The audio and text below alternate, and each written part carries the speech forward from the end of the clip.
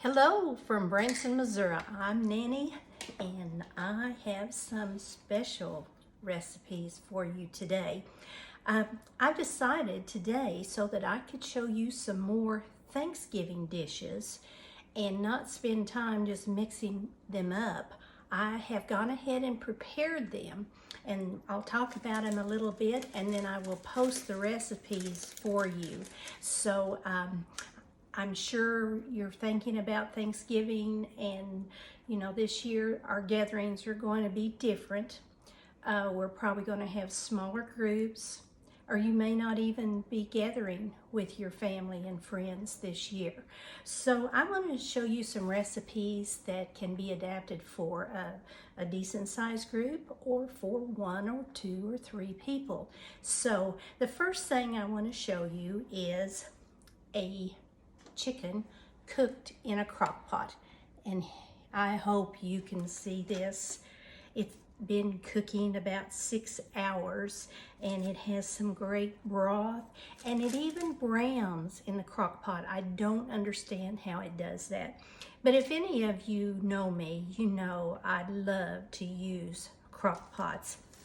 So this chicken is very simple, and if you're not going to do a turkey this year because you're just having a few people, this is a good way to still have a poultry and with little effort too.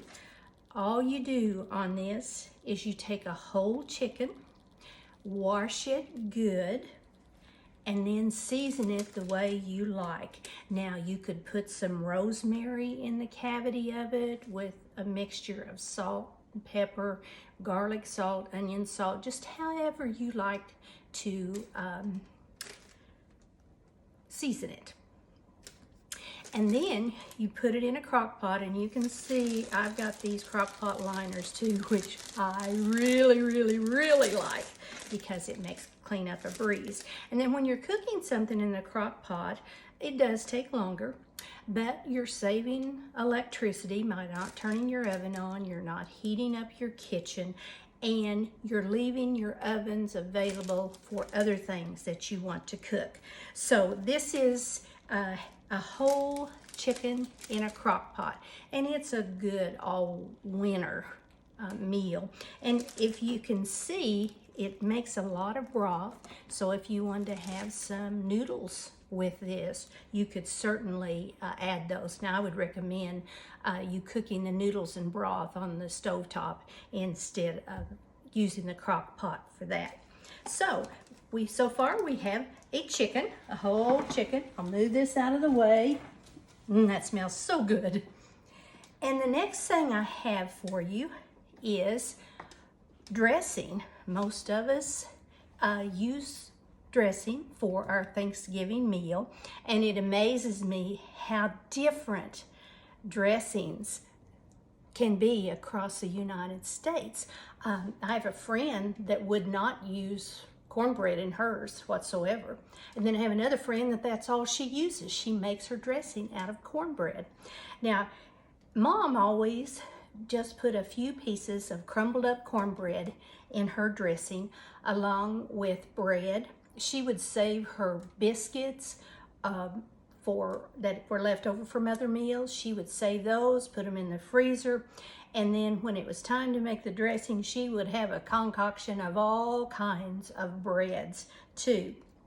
So I started making this crock pot dressing several years ago. When the church we belonged to, we would have either Thanksgiving or Christmas dinners for people that were going to be alone on Christmas, and we needed a way to keep it warm. We didn't have a lot of oven space, so I found this recipe for crock pot dressing, and it's our favorite now.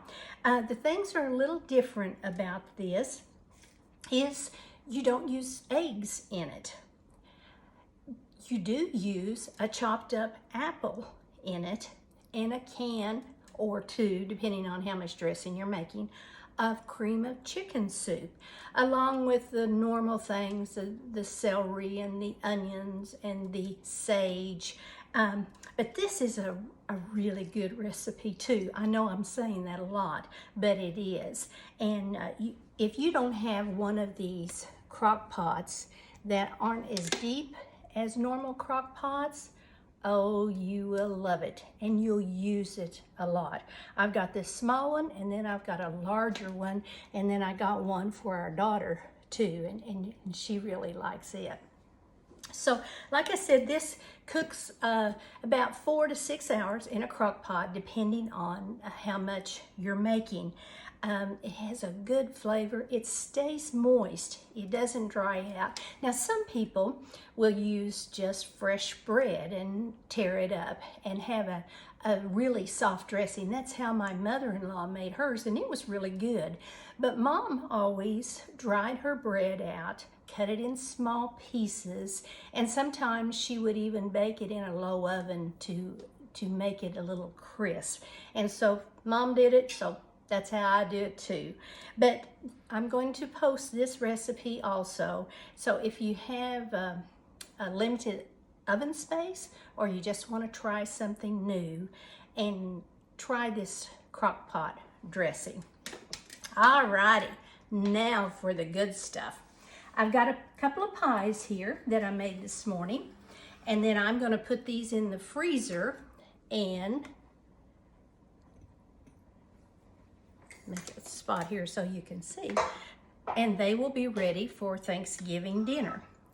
Now, these pies, one of them is a pecan pie and one of them is a pumpkin pie. The pecan pie was a recipe from my husband's aunt. Her name was Geneva, and we've used this recipe for a long time too. It's very simple to make, and again, I will post this recipe. And then we have the traditional pumpkin pie. You can't have Thanksgiving without a pumpkin pie.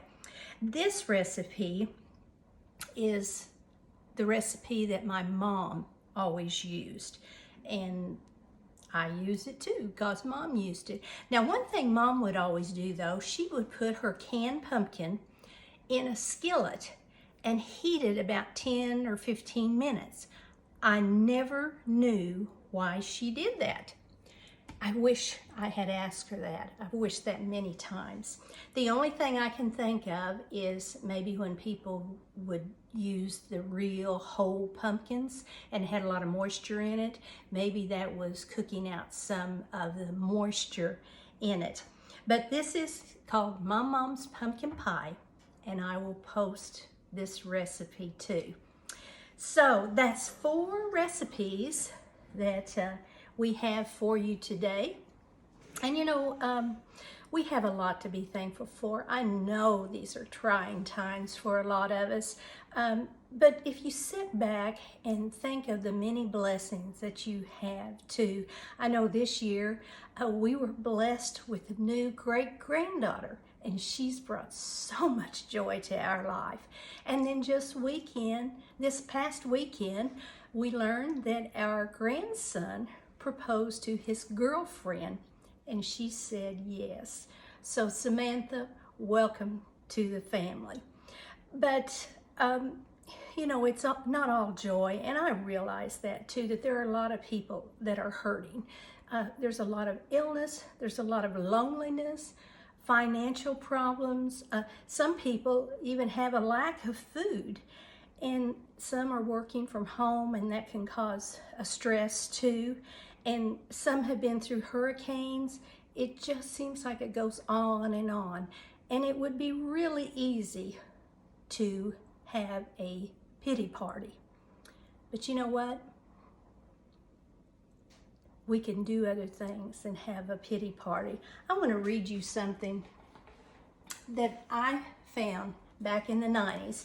My husband was transferred to Ohio, and he was working long hours setting up a plant, and our kids were back here in Missouri going to college, so I was all by myself, and I had a mega pity party, and it lasted for several weeks too. So one day I was reading in the local paper, and this poem was in there, and I'd like to read it to you today because it really slapped me in the face. And change the way that I volunteer. It starts, I needed a friend, good and true, to cheer and help me the whole day through. My burdens were heavy, my courage was weak.